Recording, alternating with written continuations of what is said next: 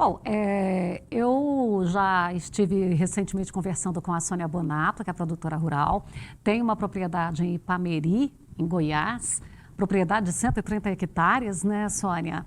E a gente contando um pouco dessa história que começou... Que ano que vocês começaram na propriedade? 1995 nós mudamos para Ipameri e nossa primeira lavoura foi uma lavoura de arroz num pedaço lá que não estava preparado ainda, em 1996. E, Sônia, quando a gente fala de transformar esse patrimônio em um empreendimento, aí você já contou aqui, então assim, eu estou fazendo até um resuminho também, para quem não acompanhou a nossa conversa anterior, a Sônia tinha ali como base inicialmente a venda de leite, aquela entrega domiciliar, a venda de galinha, a venda dos suínos ali, os porquinhos caipira, era isso, né, Sônia? Então, uma propriedade pequena, daquela maneira, sem tecnologias para fazer esse suporte. Como é que foi fazendo a evolução? Quando você quer a sua propriedade desenvolvida, você tem que buscar as pessoas, principalmente competentes, né, daquela área, para te ajudar. E, além disso, fazer curso para você também entender do assunto.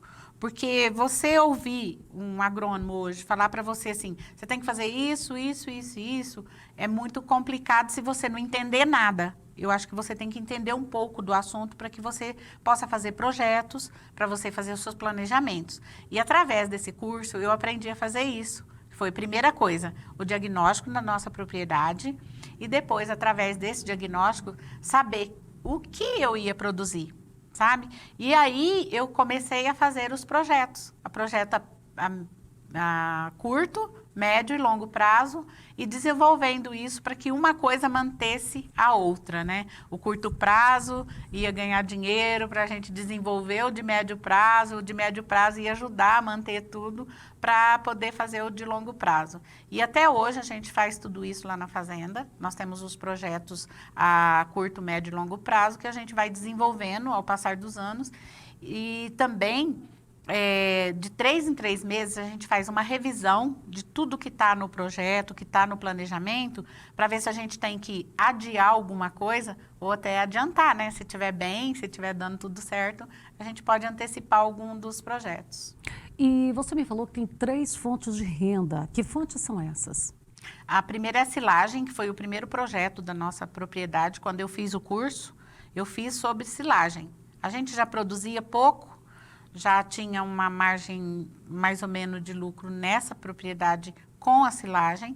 E aí eu fui desenvolver esse projeto dentro do curso, na propriedade, sobre silagem. E aí a gente passou a produzir a silagem. Essa silagem ela foi nos mantendo e ajudando a trocar os maquinários, melhorando para produzir cada dia melhor. Junto com isso, a gente foi começando a aprender a mexer com soja. A gente arrendava a nossa área, a gente não mexia com soja, a gente não tinha plantadeira de soja, a gente não tinha os implementos agrícolas. Então, para você fazer tudo isso, pagar era mais difícil do que a gente mesmo ir comprando aos poucos e chegar até essa produção. Junto com isso tudo, eu comecei já a fazer o planejamento para a pecuária. Então, nós produzimos silagem, depois passamos a produzir soja e aí, acompanhando tudo isso, a integração lavoura-pecuária, que é a genética Brahma que a gente está fazendo lá na cidade, na nossa fazenda.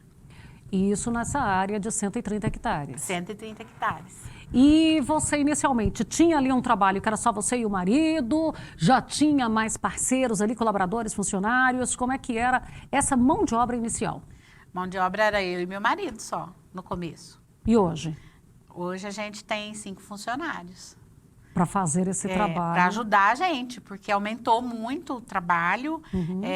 Nós conseguimos comprar mais maquinários, mais implementos, né? Nesses anos todos que a gente fez esses planejamentos. Hoje nós temos 3 tratores.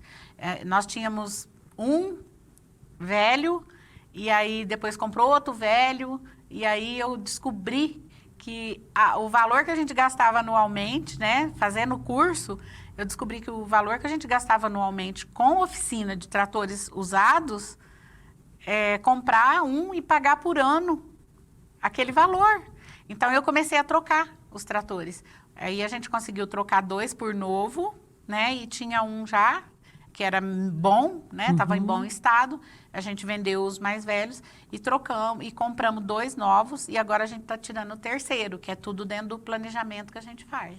Então, quer dizer, ali mesmo na troca desses equipamentos, tem todo um acompanhamento de manutenção, de custo que ele traz. Sim. Para verificar esse conforto para a propriedade. Exatamente. A gente tem as planilhas de custo, que é da soja, tem a planilha de custo da silagem, tem a planilha de custo da pecuária e também tem, dentro do planejamento anual, a gente tem os gastos, né? Porque ali você tem que pôr o que você gasta e o que você ganha, para você poder ter uma base de quanto você pode gastar naquele ano, para você ir mantendo a propriedade ali na sua mão, né? Porque se você não souber o que entra, o que sai, você não tem uma propriedade na sua mão. Você tem uma propriedade e você não sabe qual é o resultado que você pode ter de uma hora para outra. Então, essa gestão que a gente faz na nossa propriedade, com planilhas, com planejamento, ela é muito importante porque ela mostra a real competitividade que você tem dentro de comprar ou não implementos agrícolas. Quando fala de planilhas e tudo, fazer gestão, às vezes as pessoas acham que é muito complicado, muito difícil. Dá para fazer isso manualmente? Dá para fazer isso vamos dizer assim, sem investimentos altos de software, sem muita tecnologia? Então, minhas planilhas foram inventadas por mim, né? Na época, eu comecei a montar, eu desenhava num papel essa planilha, minha filha que já fazia informática, fazia no computador, no Excel para mim. Essas planilhas. Eu falei, filha, faz no Word por enquanto, que a mamãe ainda não tá boa no Excel, tá?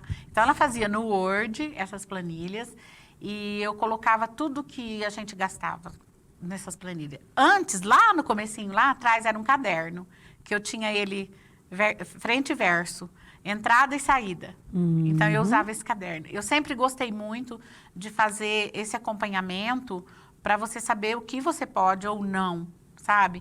É muito importante o produtor ter em mãos o custo do que ele produz para ele saber o quanto ele pode reduzir isso. Porque onde ele pode mexer. É onde ele pode reduzir. Hoje, o custo é aquele negócio que você estuda todo dia. O que eu posso fazer aqui para diminuir meu custo? O que eu posso melhorar aqui para diminuir o custo? Porque hoje o custo está muito importante na nossa safra. Você viu que esse ano deu um pulo muito alto, né? Os insumos. Eu estou falando isso desde fevereiro, que eu comecei a ver a alta dos insumos. E eu achei que, falei, vai subir muito. E eu queria comprar em janeiro, e meu marido foi me enrolando, a gente comprou em fevereiro. Então, a nossa safra que está plantando hoje, o custo dela é de fevereiro. Se fosse de hoje, então, estava absurdo, de tanto que subiu. E isso tudo você tem que ter na palma da mão. Porque aí você vai conseguir saber onde você pode reduzir. E as tecnologias, né? Eu acho que as tecnologias vieram para ajudar a baratear todos esses custos aí. Quando fala da sua área de agricultura, você falou da integração, lavoura-pecuária, como é que você faz essa integração? A integração ela é feita primeiramente com a silagem, a lavoura de verão, ela é normal. Soja? Não, a soja e o milho. A gente não faz a integração junto com o plantio. Aí na safrinha, aí a gente já faz a integração lavoura-pecuária, que fica para o inverno, né? Que é o gado no inverno, ele tem que ter um alimento. E aí a silagem... Você faz através do consórcio? Consórcio braquiária, ou usuri, ou aveia, milheto. A gente vê na época o qual que está mais... A janela de plantio que vai ser mais adequada. Que vai ser mais adequado.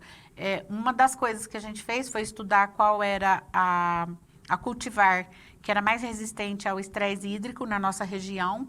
E a gente descobriu o usuri agora. E nós estamos fazendo com ele porque ele resistiu muito à seca, ao estresse hídrico desse ano. Ele está bonito lá, como diz o outro, né? Está lá prontinho para ser degustado pelos animais. Sônia, isso significa que estudar não para nunca. Porque tem que olhar, no momento é a braquiária que está bem, no outro momento pode chegar um zure, no outro momento pode ser a aveia. Então não pode parar nunca de fazer aquela pesquisa no campo, fazer aquela pesquisa dentro da propriedade. Estar atualizado, sempre. O agronegócio, ele muda por semana hoje. Antigamente, demorava aí, né? Eu fui num evento em Orizona, há uns 6, 8 anos atrás.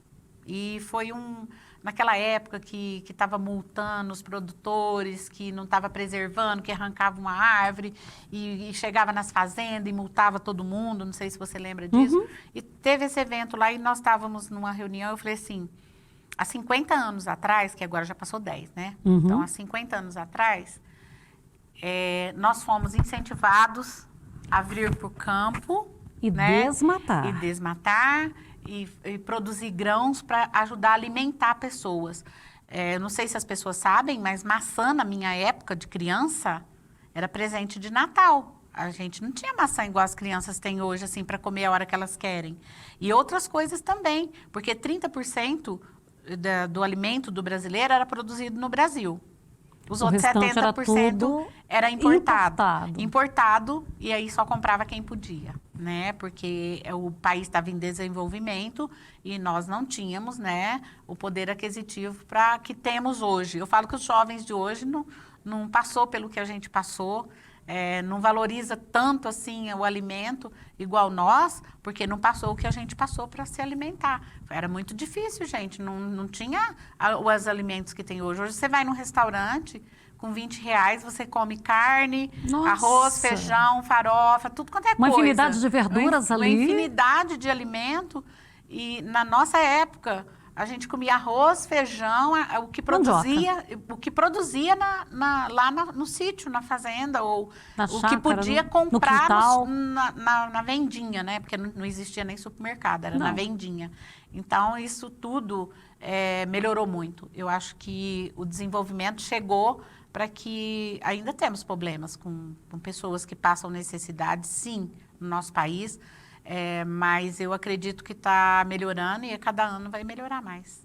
Sônia, eu quero agradecer a sua participação com a gente. E nesse episódio da maçã aqui que a Sônia disse, me lembrou, na minha adolescência, uma colega na sala de aula.